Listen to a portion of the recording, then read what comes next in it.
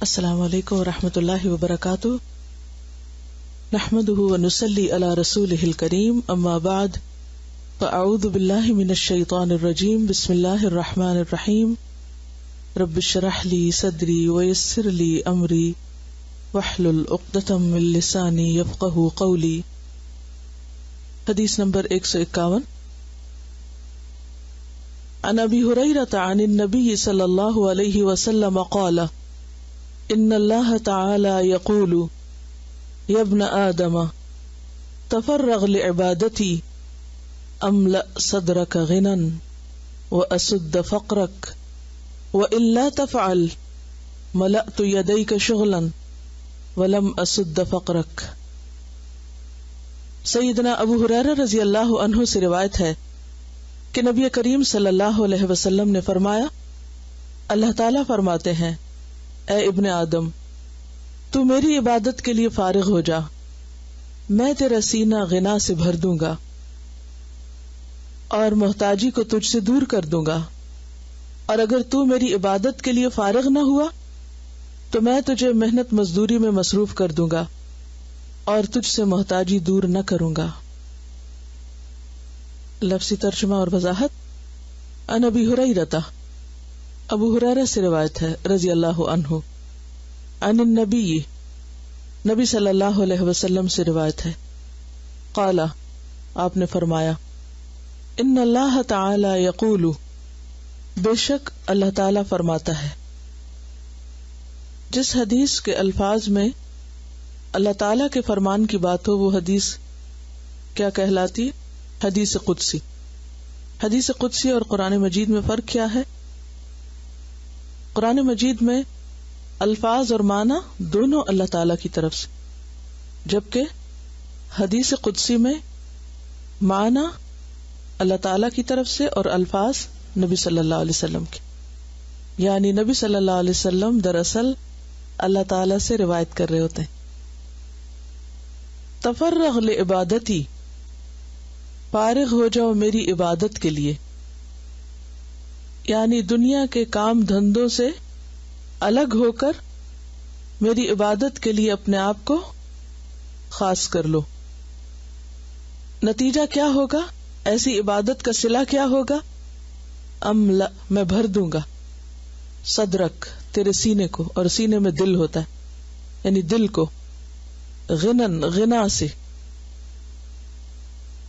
بے فکری سے، اطمینان قلب نصیب ہوگا،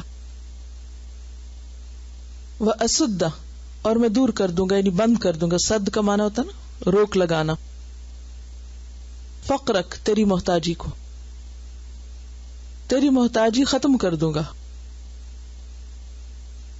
تیرے اندر کی فکر اور غم، پریشانیاں، ان کا نعم البدل عطا کر دوں گا اطمینان قلب کے ساتھ۔ وَإِلَّا تَفْعَلْ، اور اگر تم نے ایسا نہ کیا، کیا نہ کیا؟ میری عبادت کے لیے وقت نہ نکالا، یکسوئی اختیار نہ کی، ملأت، میں بھر دوں گا، یدئی کا، تیرے دونوں ہاتھ، شغلاً، کام سے، یعنی تیری مصروفیت اور زیادہ بڑھا دوں گا، تیرے وقت میں کوئی برکت نہیں ہوگی، ولم اسد فقرک، اور میں تیری محتاجی بھی دور نہ کروں گا۔ کام کی کثرت کے باوجود، مال کی کثرت کے باوجود، محنت مشقت کرنے کے باوجود تمہیں اطمینان قلب، چین نصیب نہ ہوگا۔ حدیث بہت واضح ہے اپنے معنی میں۔ انسان کو اللہ سبحانہ وتعالی نے دنیا میں بھیج کر ایک طرف اس کی ضروریات رکھی اور دوسری طرف اس پر اپنی عبادت کا حق رکھا۔ ان میں سے کسی ایک چیز کو بھی چھوڑا نہیں جا سکتا، دونوں ہی ضروری ہیں۔ انسان کے لیے اپنی ضروریات کو پورا کرنا بھی ضروری ہے اور اس کے ساتھ ساتھ اللہ تعالیٰ کی عبادت بھی ضروری ہے، کیونکہ اللہ نے ہمیں اس دنیا میں بھیجا ہی اس لیے ہے، وَمَا خَلَقْتُ الْجِنَّ وَالْإِنسَ إِلَّا لِيَعْبُدُونَ۔ سب سے مشکل کام ان دونوں میں اعتدال قائم کرنا ہے۔ بعض لوگ ایک کام کو چھوڑ کر دوسرے کی طرف متوجہ ہو جاتے ہیں، دوسرے کو چھوڑ کر پہلے کی طرف متوجہ رہتے ہیں. جبکہ معتدل دین کیا ہے کہ انسان اپنی بنیادی ضروریات بھی پوری کرے، لیکن اس کے ساتھ ساتھ اللہ کی عبادت کے لیے بھی وقت نکالے. اور یہ اسی وقت ہو سکتا ہے جب انسان اپنی پرائرٹیز کو سیٹ کرے، اپنے اوقات کو صحیح طور پر استعمال کرے، اوقات کی بہتر تقسیم کرے، بہترین ٹائم مینجمنٹ کرے. دن کا کچھ حصہ اپنی ضروریات کے استعمال کے لیے، ضروریات کو پورا کرنے کے لیے بھاگ دوڑ میں استعمال کرے، اور کچھ حصہ عبادت کے لیے.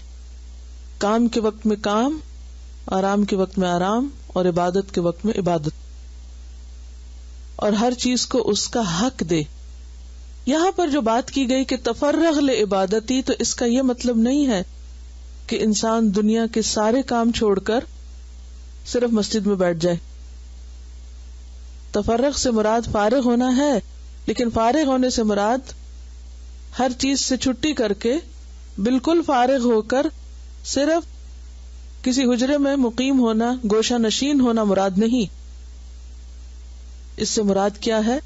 اس سے مراد یہ ہے کہ انسان دنیا میں ہوتے ہوئے، دنیا کے کام کاج کرتے ہوئے، جب اللہ کی پکار سنے، دین کا کوئی تقاضا سامنے آئے، عبادت کا وقت آئے، تو انسان کیا کرے؟ دنیا کے کام کو وہیں چھوڑ کر، وہاں بریک لگا کر، وہیں روک کر اپنے آپ کو عبادت کے لیے یکسو کر لے. اور اس وقت اس طرح عبادت کرے کہ گویا وہ دنیا کے کسی کام کو جانتا ہی نہیں. عبادت کے وقت میں عبادت، اور اس طرح عبادت کے عبادت کو اس کا حق دے. جیسے کہ قرآن مجید میں آتا ہے، قد افلح المؤمنون الذین هم فی صلاتهم خاشعون. یقیناً فلاح پا گئے وہ مومن جو اپنی نمازوں میں خشوع اختیار کرتے ہیں. اور نماز میں خشوع اس وقت تک ہو نہیں سکتا جب تک کہ انسان دنیا کی فکریں ایک طرف رکھ کر اپنا دل عبادت کی طرف نہ لگائے. جب انسان کا دل عبادت میں حاضر ہوتا ہے، مثلا نماز پڑھ رہے ہیں یا قرآن پڑھ رہے ہیں یا حج کے لیے گئے ہوئے ہیں یا اور جو خاص نوعیت کی عبادات ہیں جن کو آپ ریچولز کہہ سکتے ہیں، جن کی ظاہری شکل و صورت بھی صریحاً عبادت کے لیے، ایک تو وہ کام ہے جو دنیا کے کام ہے لیکن اللہ کی اطاعت کے مطابق ہے، تو وہ بھی عبادت ہے. یہ عبادت کی دوسری شکل ہے.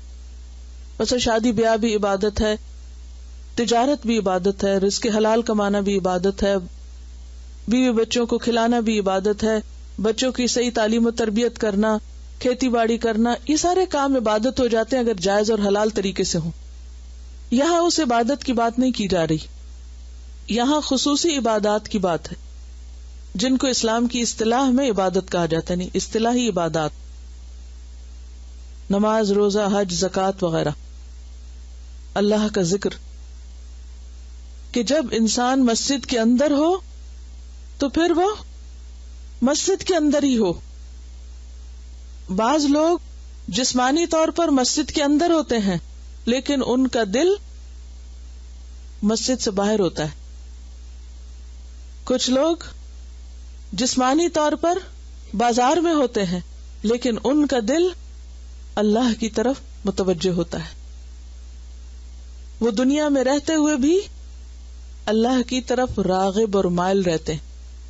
ان کے دل اللہ کی یاد سے تڑپتے رہتے ہیں، اللہ کی یاد سے معمور ہوتے ہیں. اور کچھ لوگ عبادت کی حالت میں بھی مثلا نماز بھی پڑھ رہے ہیں تو ساری فکریں اور غم اور پریشانیاں کیا ہیں؟ دنیا ہی دنیا کی، اور نماز میں دل ہی نہیں لگتا.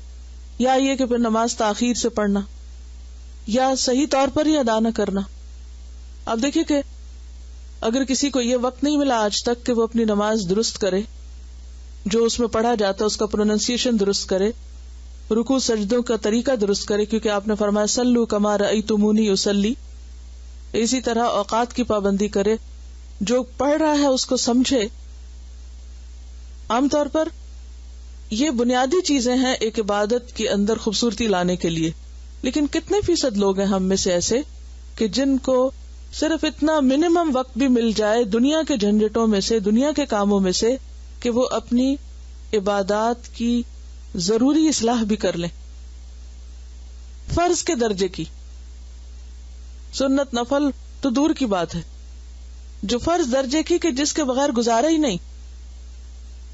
اگر آپ وہ درست پڑھ ہی نہیں رہے جو منہ سے ادا کر رہے ہیں، اس کو سمجھ ہی نہیں رہے، تو دل کیسے لگے گا نماز کے اندر؟ لیکن کیوں نہیں کر رہے؟ کتنے ہی لوگ ایسے ہیں جو نماز کے الفاظ ادا کرتے ہوئے اس کا بھی صحیح پروننسیشن نہیں جانتے. ایک التحیات جو ہے وہی صحیح نہیں پڑھ سکتے، اور ان کو پتا ہے وہ غلط پڑھتے ہیں، لیکن ان کے پاس وقت نہیں کہ وہ اس کو درست کریں. کیوں نہیں؟ دنیا میں مصروف ہے، دنیا کمانے میں لگے ہوئے ہیں، یا دنیا کمانے کا بہانہ ہے. کیونکہ دنیا کمانے سے بھی فرصت پا کر اپنی عیش و عشرت کے لیے، تفریح آرام کے لیے، میل ملاقات کے لیے، خرید و فروخت کے لیے، ہر شغل میلے کے لیے وقت نکالتے ہیں، لیکن تعلیم کے لیے وقت نہیں نکالتے. اسی طرح دیگر عبادات، بعض لوگ حج اور عمرے پر جا کر بھی دنیا نہیں بھولتے، وہاں بھی ان کی توجہ عبادت پہ کم، خریداری پہ زیادہ ہوتی. اسی طرح روزہ رکھ کے بھی دن کس طرح گزار رہے ہوتے ہیں؟ انٹرٹینمنٹ کے ذریعے وقت کاٹ رہے ہوتے ہیں کہ کسی طرح دن پورا ہو جائے تو ہم حاضری لگا دیں کہ روزہ رکھا تھا. تو عبادت کا یہ درجہ، یا اس طریقے کی عبادت، یا پھر عبادت سے غفلت برتنا، نماز ادا ہی نہ کرنا، حج کے لیے وقت ہی نہ نکالنا، زکوٰۃ ادائیگی کی طرف توجہ ہی نہ دینا، تو یہ سب چیزیں کیا ہیں؟ یہ تو بنیادی فرائض ہے نا، فریضے کی عبادات ہے. تو جو شخص ان فرائض کی ادائیگی میں کوتاہی کرتا ہے، ادا ہی نہیں کرتا، یا صحیح طور پہ ادا نہیں کرتا، یا پھر خشوع و خضوع کے ساتھ ادا نہیں کرتا، اخلاص کے ساتھ ادا نہیں کرتا، تو اس کو اس کوتاہی پر دنیا میں ہی بھگتنا پڑ جاتا ہے، دنیا میں ہی اس کا نتیجہ سامنے آنے لگتا ہے. اور وہ کیا؟ کہ اطمینان قلب، سکون قلب، خوشی رخصت ہو جاتی. بہت کچھ ہوتے ہوئے بھی انسان کے اندر ایک احساس کمتری اور ایک محتاجی کا احساس رہتا ہے، اور خوف اور اندیشے اس کو گھیرے رکھتے ہیں.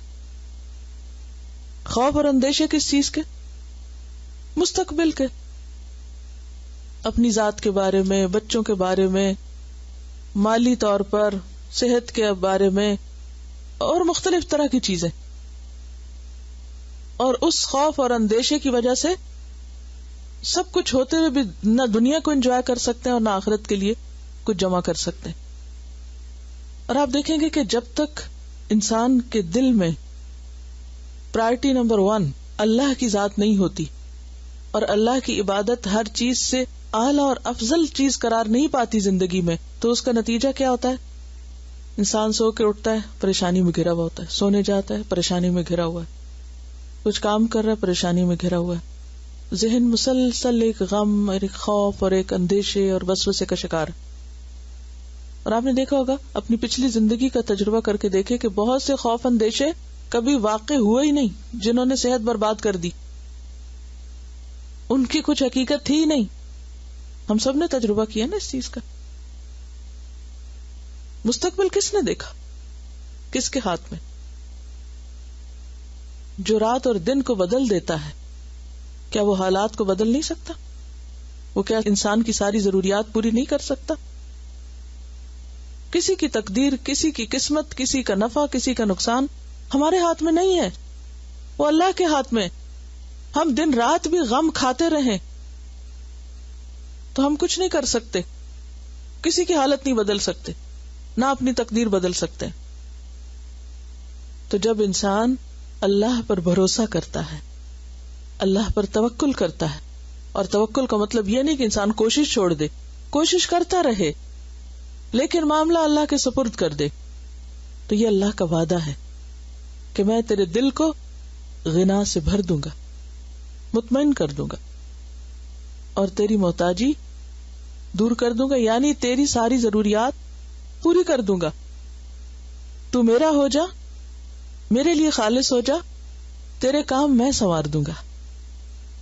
لیکن اللہ کی اس بات پر ہمیں یقین کیوں نہیں اور ہم بار بار اس کو کیوں بھول جاتے ہیں؟ عموماً ہوتا کیا ہے کہ انسان جب دیکھتا ہے کہ جو وہ چاہتا ہے وہ ہو نہیں رہا یا فوری طور پہ نہیں ہو رہا تو وہ اندیشے میں مبتلا ہو جاتا ہے. لہذا وہ اپنا مطلب اور مقصد پورا کرنے کے لیے بسا اوقات غلط طریقے بھی اختیار کر لیتا ہے، حرام طریقوں سے بھی اپنی ضروریات پوری کرنے لگتا ہے، اور یہ دراصل نتیجہ ہوتا ہے جلد بازی کا. جبکہ اللہ کا وعدہ کیا ہے کہ تو میری طرف متوجہ ہو جا تو میں تیری ضروریات پوری کر دوں گا. تاخیر کیوں ہوتی؟ امتحان کے لیے. جب اللہ کا وعدہ کہ پورا کرے گا اور ہم دیکھتے ہیں کہ نہیں ہو رہا تو پھر ہم سوچتے ہیں کہ اللہ تو نہیں کر رہا، چلو ہم خود ہی اب کوئی طریقہ کریں حرام یا غلط. تو اس معاملے میں بھی کیا کہا گیا کہ ایسا نہیں. عبادت کیا ہے؟ دراصل اللہ کی اطاعت کا نام. تو عبادت کی خاص قسم کے علاوہ عبادت کی جو دوسری قسم ہے یعنی دنیاوی معاملات، مثلا رزق کمانے کا ہی طریقہ ہے، تو اس میں حلال کو اختیار کرنا اور حلال پر صبر کرنا اور حلال ہی طریقہ اختیار کرنا، یہ بھی پھر اسی میں آ جاتا ہے. حضرت عبداللہ بن مسعود سے ایک روایت ہے، نبی صلی اللہ علیہ وسلم نے فرمایا، اے لوگو، جنت سے قریب کرنے والی جتنی چیزیں ہیں اور دوزخ سے دور کرنے والی جتنی چیزیں ہیں ان سب کا میں تمہیں حکم دے چکا ہوں. یعنی کیا کیا چیزیں جنت کی طرف لے جاتی ہیں اور کیا کیا دوزخ سے دور کرتی. اسی طرح جنت سے دور کرنے والی چیزیں اور جہنم کے قریب کرنے والی چیزوں کے بارے میں بھی میں تم کو بتا چکا ہوں اور ان سے منع کر چکا ہوں کہ ان کو اختیار نہ کرنا جو جنت سے دور لے جائے اور جہنم کے قریب کر دے، کیونکہ ایک سے دوری دوسرے سے قرب ہے. اور جبریل امین نے میرے دل میں یہ خیال ڈالا ہے کہ کوئی شخص ہرگز نہیں مر سکتا جب تک کہ وہ اپنے حصے کا رزق نہ پالے. کوئی نہیں مر سکتا جب تک کہ اپنے حصے کا رزق نہ پالے. خبردار تم اللہ سے ڈرو وَأَجْمِلُوا فِي الطَّلَبِ. اس کو خاص طور پہ عربی میں اس لیے پڑھ رہی ہوں کہ دو لفظوں میں معنی کا ایک دریا ہے. اجملوا فی الطلب، طلب میں خوبصورتی پیدا کرو، یعنی جو بھی تم حاصل کرو، جو بھی تم مانگو، اس کے اندر خوبصورتی ہو. اجملو جمیل سے ہے، یعنی اللہ سے بندہ مانگے تو نہایت عاجزی کے ساتھ اور خشوع و خضوع کے ساتھ، اسی طرح بھاگ دوڑ کرے، ہاتھ پاؤں مارے، زمین پہ چلے پھرے، رزق کی طلب ہو تو اس میں بھی کیا حلال اور جائز طریقوں کی طرف چلے. خبردار تم اللہ سے ڈرو اور اپنی طلب میں خوبصورتی پیدا کرو، یعنی رزق کے کمانے کے طریقے درست ہوں تمہارے. اور اگر رزق کے آنے میں کچھ دیر لگ جائے تو اس کی وجہ سے تم معصیت کی راہ یعنی گناہ کے طریقے سے اس کو حاصل کرنے کی طرف مائل نہ ہو جاؤ، کیونکہ خدا کے پاس جو کچھ ہے اس کو اس کی اطاعت کے ذریعے ہی حاصل کیا جا سکتا ہے. یعنی جنت صرف اللہ کی اطاعت کے نتیجے میں ہی مل سکتی. ایسا نہ ہو کہ تم اللہ کی نافرمانی کر کے دنیا کی چند حقیر چیزوں کے بدلے میں اپنی آخرت گنوا بیٹھو. تو وہ کیا چیز ہے جو انسان کو آخرت کے معاملے میں اتنا خبردار کر دیتی ہے، اتنا ہوشیار کر دیتی ہے؟ وہ دراصل غنا ہے کہ جب انسان کا دل مطمئن ہوتا ہے، اللہ پر توکل ہوتا ہے، اللہ پہ بھروسہ ہوتا ہے، اللہ کے فیصلوں پر رضامندی ہوتی ہے، تو پھر انسان نافرمانی کی راہوں پر نہیں جاتا. لیکن جب انسان کا دل اللہ کی طرف سے مطمئن نہیں ہوتا، وہ جلد بازی کرتا ہے اور حلال اور جائز کو چھوڑ کر حرام طریقے سے وہی حاصل کرتا ہے جو دراصل اس کے لیے لکھا ہوا تھا کہ اس کو مل کر رہے گا. لیکن وہ ایک دروازے سے داخل ہونے کی بجائے کہ وہ ذرا دور ہے، وہ جلدی داخل ہونا چاہتا ہے اس دروازے سے جہاں سے داخل ہونا منع ہے. پہنچنا وہی تھا، ذریعہ غلط استعمال کیا. یہ بے حد ضروری ہے کہ انسان اپنی ذاتی زندگی میں حرام طریقے سے زیادہ حاصل کرنے کی بجائے اپنی بنیادی ضروریات کی طرف پلٹ آئے اور حرام سے بچ جائے. زیادہ کی طلب اور پھر غلط طریقوں سے طلب، اس سے انسان کی محتاجی میں اضافہ ہی ہوتا ہے، کمی نہیں. اس میں آپ دیکھیے کہ ہم سب کے لیے ایک بہت بڑا سبق ہے کہ تفرغ لعبادتی، عبادت کا جو وقت ہے، دل کو ہر چیز سے خالی کر کے اللہ کی طرف متوجہ ہونا. یعنی چھوٹی سی عبادت ہے، چاہے اللہ کا ذکر ہے یا کوئی بھی نیکی کا کام ہے، اور تفرغ میں اپنے ذہن کو بھی خالی کرنا ریاکاری سے اور لوگوں کی تعریف چاہنے سے اور ان تمام چیزوں سے بھی، یعنی اللہ کے لیے عبادت کو خالص کر لینا، مخلصین لہ الدین. یہ جو چاشت کے نفل ہیں، عام طور پر ہم نوافل کیوں چھوڑ دیتے ہیں، سنتیں کیوں چھوڑتے ہیں؟ کوئی بتائے گا؟ پھر کام ختم ہو جاتے ہیں. صرف اپنے آپ کو سمجھانے کی ضرورت ہوتی ہے، کتنے منٹ، اور کبھی خود کو خود بیٹھ کے اپنا محاسبہ کریں. کوئی اور نہ آپ کو سمجھانے والا، آپ خود اپنے آپ کو سمجھانے والے ہوں، اور آپ دیکھیں کہ کتنے منٹ میں 2 سنتیں پڑھی جا سکتی تھی جن کو چھوڑ کر میں اٹھ گیا، اور اٹھ کر پھر میں نے کیا پہاڑ توڑ لیا، کون سا بڑا کام کر لیا، کس قیمت پر کیا کیا. آپ کو معلوم ہے کہ دن کی سنتوں کی جزا کیا ہے؟ جنت میں گھر.